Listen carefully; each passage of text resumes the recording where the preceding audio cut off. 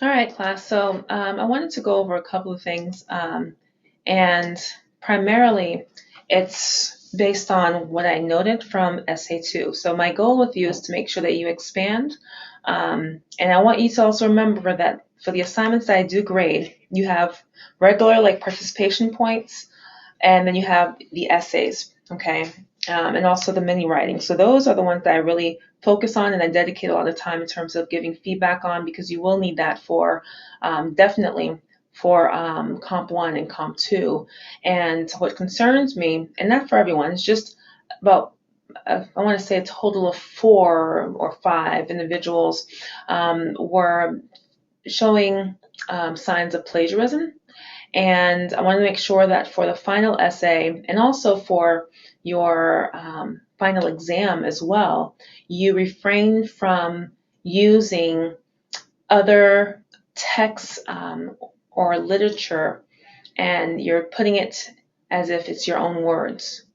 Okay, so I'm trying to make sure you understand where I'm coming from. If you're using the wording verbatimly, word for word, then that means you're plagiarizing. Unless you're putting in quotes and you're citing it correctly, that is when you do that. Okay, then that's acceptable. All right, but if you are trying to pretend as if 90% of what you wrote is yours, and again, I came across this over this past week, then it is considered plagiarism. So I'm going to give you the benefit of the doubt, but you can easily fail a class, and professors have done this in the past where they will fail you if you do not, if you plagiarize. Okay, if you don't put the quotes or the information, I should say, that you get from another text in your own words and cite them. And a good handful of you were citing. I was loving it. Not even asked for it, but you still do it. You still did it, where you were really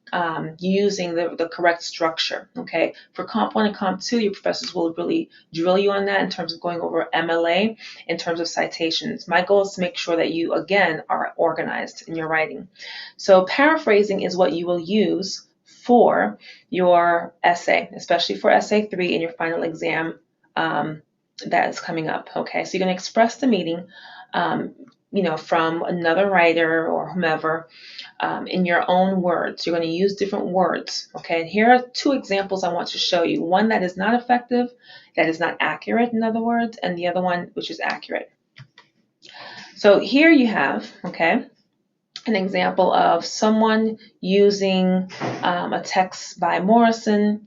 And as you can see here, it says during his career, he visited some of the most beautiful parts of the world, Cape Breton, the Windward Islands, Jamaica, and so forth, right? So if you look on the right-hand side of the screen, this person, okay, tried to, again, use the context, but in a plagiarism fashion. It says, in the course of his career, comma, he visited some of the most beautiful parts of the world, the Caribbean islands, Nova Scotia, and so forth. What this person did was not use the wording in his own words. He rearranged, or she rearranged, the text, okay? So it's just pretty much, let me just switch around the parts and make it work. Ladies and gentlemen, that is inaccurate, okay? So if you do something like this in terms of reformatting or even copying it word for word, then it is plagiarism. And I will definitely, this time, fail you in terms of the class, okay? So I'm teaching this to you. You also have it in your textbook. So in terms of examples of having to paraphrase so you can refrain from, plagiarizing your work. So please make sure that you look in the table of contents, and I don't remember offhand the page number where they talk about this, but it's important that you look it over in terms of how to paraphrase, okay? So here's a better example of how you should write your text, of how your sentences should be written, okay? So here we have a particular quote where it says, new tracks aside, the challenge is, at the bare minimum, to bring light and air into this underground purgatory, and beyond that, to create millions of people a new space worthy of New York, a civic hub in the spirit of the great demolished one, more tuned to the city's aspiration and democratic ideals. That was heavy. Okay, so here's an example of what is an effective paraphrase.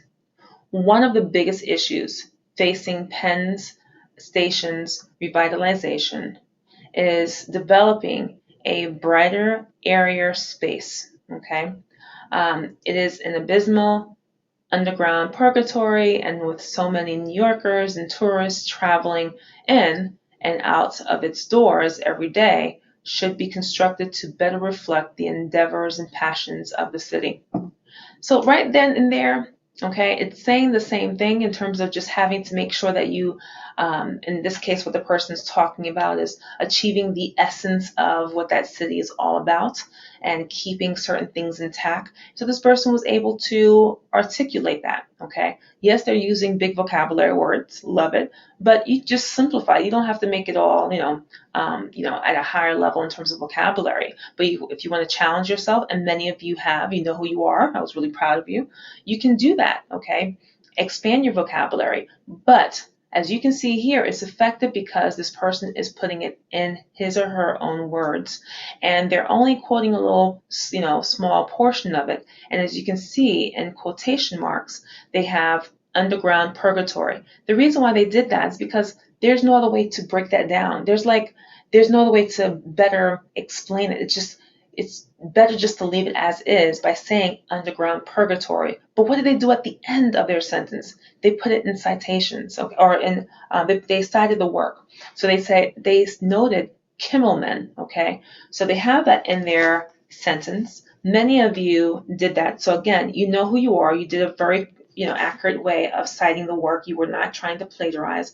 But then there were some of you who just blatantly plagiarized, and we want to just make it clear that majority of the people in this course are working, have 5 jobs, kids, and the whole nine. I'm going to keep it real with you. This is my New York side coming out. So if they're dedicating time to do this, it's not easy because you're working, you're doing other things. You're not just a graduate straight out of high school. You have responsibilities. If they're taking the time to write their essay, you need to take the time to do the same thing too. Okay, it's not easy going to school. Online work is not easy at all. So online classes, people have, and I told you this before, the misconception that, hey, guess what?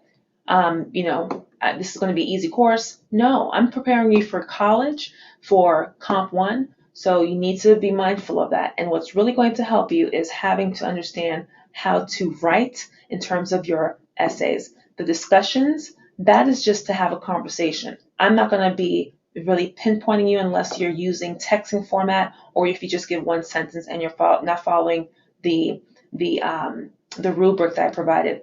So please bear in mind of that, okay? Because some people are saying, give me feedback on discussions. I'm not giving you a whole lot of feedback on that because that is not what you're really going to be focusing on in terms of, Comp 1. It's essay writing and being able to articulate yourself in a proper manner. Now, if you're texting, shame on you when you're writing your discussion post, but I also note that that's the kind of feedback I'm giving and dedicating time for in terms of your discussions. But this, ladies and gentlemen, in terms of paraphrasing and plagiarizing, this is important. So I hope you understand. I will be posting up the new work for next week, and it's very light next week. And I'm also thinking about, before Thanksgiving break, having to do our another conference, okay? So I just want to make sure that everything's up to par from my end, and then we can definitely schedule a conference, because I don't want you to think that you are unable to pass my class successfully. That is not the case. You need to talk to me if you have some issues, and some of you have already emailed me, and we're going to be talking sometime next week and so forth. But for those of you who are kind of worried, am I going to pass or fail, you need to reach out and touch someone. I try to do it, every now and then. I try to create these videos to reach out and touch you in some way, shape, or form. But I will be holding conferences once again, but I think it will be done before Thanksgiving, because next week I'm doing a lot of things with my other students and I have a lot of meetings. Okay? All right.